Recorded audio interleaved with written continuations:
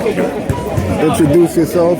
Hi, my name is Trevor Paul Wine. I'm the Commissioner, CEO, and President of Terradome Sports Apparel and Terradome Sports Academy out of Cambria Heights, Queens, New York. What got you into having these games? Was it because of your influence in your high school career? What happened was a couple of gentlemen that, what they call back in the day, they sponsored me playing ball. They would take care of me, sneakers, money, whatever I needed. Good report cards, got different things. So these guys would take me to the games, and I knew all these other guys that played, like Harvey, Harv, I played with Ron Edwards, the whole deal, with Derek Cheevers of the world. So they would take me to these games, and then they would always say, you go to all these tournaments, why don't you have one in the park?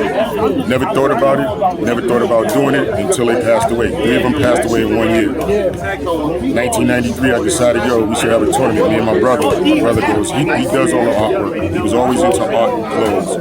And I've always been the kind of guy to put everybody together. So we started the first one in 1993, and here we are, 32 years later, strong, going hard. We got the foundation for the kids, so it's a beautiful thing.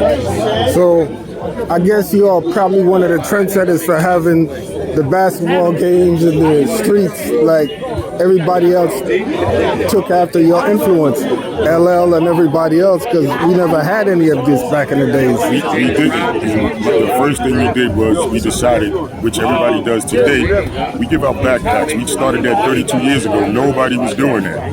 We want our kids to be successful, and a lot of times kids don't have the resources to have the books and stuff they need.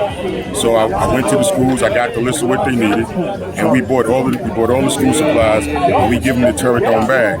One of those reasons being that summertime, a lot of kids never go away anyway to have anything to talk about. So if you're around your way in your home all the time, you playing Terradome, you got a T-shirt, you get a bag, you get your books, and you get a trophy. You get to hang out with your friends. You have something to talk about. So that was the premise from the old dudes, how they did me. I try to pass it on to these young brothers out here. Yeah, because I remember me and Mr. Portwine here, we used to go to like St. Pascal's together, and then we lost touch bases. We ended up going to the PAL, and that's where we met up. I didn't even know he had a brother that looked just like him until I ran into him one day. I'll have to see you whenever I see you.